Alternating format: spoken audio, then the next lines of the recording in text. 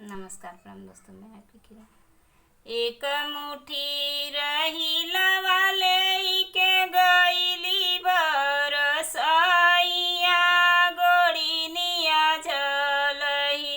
मोर रही लवा जारी दिहली गोड़ी निया झलही मोर रही लवा जारी दिहली गोड़ी निया झलही रही लवाले के आइली मोघरवा ससुर झला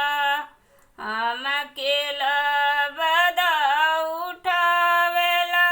ससुर झला हम के लबदा उठावेला